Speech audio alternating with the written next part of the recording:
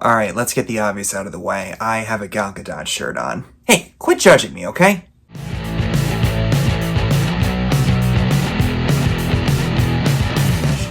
So in honor of International Women's History Month, I've decided to talk about Miss Congeniality, the first one, starring Sandra Bullock, Benjamin Bratt, Michael Caine, Candice Bergen, William Shatner, and Ernie Hudson, and many other people. A very simple plot about an FBI agent named Grace, played by Sandra Bullock, who goes on assignment in Texas to uncover the secret plot inside a Miss America beauty pageant. This is one of Sandra Bullock's many endeavors of going into the action comedy side of cinema, from movies like The Heat or that Lost City something or other from 2022. But to her credit, she's really good at comedy, and this movie is no exception. But with this being International Women's Month, I thought it was important to discuss a movie that's mostly about female empowerment without putting other men down. I know there's debate about there of whether or not female empowerment does come at the expense of men. Personally, for me, I don't really think so. I could see the argument for that otherwise, but in the case of this one, I think it's one of the best examples. It may not be the greatest film quality-wise, because at the heart of this movie is this woman who is very standoffish and angry,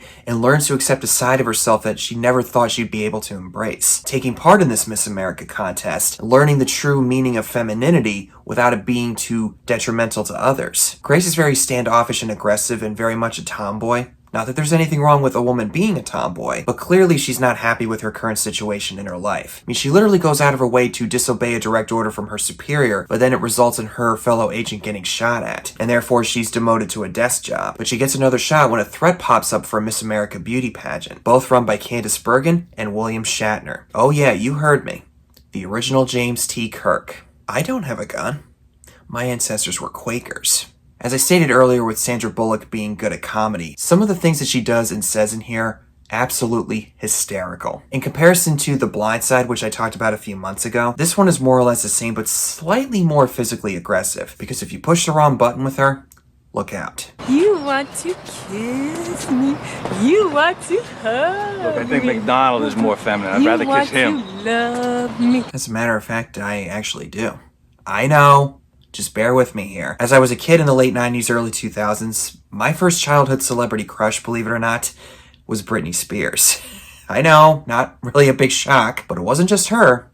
It was Sandra Bullock. I mean, she is a great actress, a very talented and amazing actress, and from what I could tell, a really nice woman. And I certainly don't blame Keanu Reeves for feeling the same way as I did. And I'm telling you, when she walks out of that hangar after that big makeover session... Hello, nurse! Please forgive me, but I desperately needed some oxygen.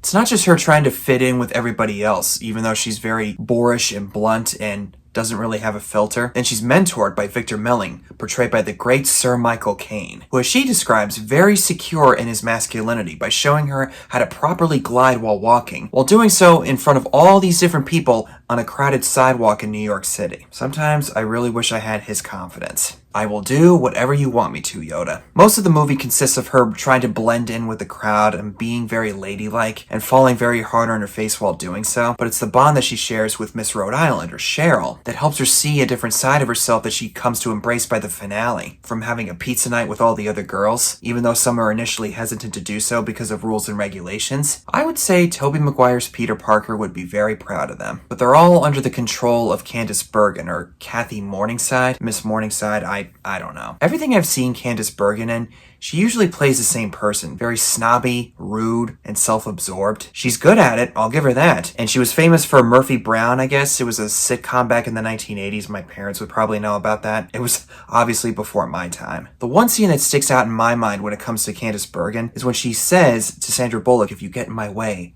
I will kill you." I swear to God, that woman just oozes evil in this one. As for William Shatner, he's basically William Shatner. All we really see him do is just make the announcements during the contest or interview all these women on stage. But if he, along with Sandra Bullock, proved to be a big box office draw for this movie, it certainly didn't hurt. This being an action comedy, I would say the plot is fairly predictable after a certain point in time, because it turns out that Candice Bergen's character wants to blow up the crown of the winner for Miss America in order to exact revenge on those who are firing her after this year's contests. It could have easily turned us on our heads by having someone like William Shatner or Victor or Michael Caine be the main antagonist, with Candice Bergen being just plain awful as a person in this one. Not saying her personally. Well, you know what I mean.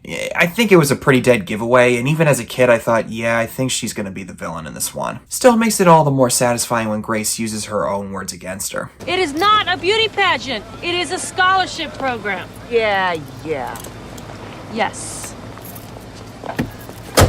Everybody else, I would say, plays their parts just fine, like Benjamin Bratt is her fellow FBI agent who turns out to be her love interest. The usual stuff we see in a movie like this, but I think it serves its purpose. It gets the job done. Cheryl, I would say, is very naive, but also very sweet and a good influence on Grace to help her realize what's really important about womanhood. The standouts for me are Sandra Bullock and Michael Caine. Seeing them bounce off each other makes me really sad that we never got to see more collaborations with these two. The moment that made me feel this way was when Michael Caine says to Sandra Bullock that, "I made you a lady." Similar to as one of you guys pointed out, where Alfred helps Bruce Wayne in the elevator scene in Batman Begins. Safe to say that Michael Caine is one of the best father figures in cinema. Not much really I could say about Miss Congeniality. If you're looking for something really fun and simple to just throw on TV and chuck popcorn in your face, this is the movie for you. If you're looking for something that's very positive and uplifting for womanhood, then this is definitely the movie for you. Well, actually, one more thing. The ending monologue where she finally understands the importance of Miss America. I'll be honest, that was fairly touching.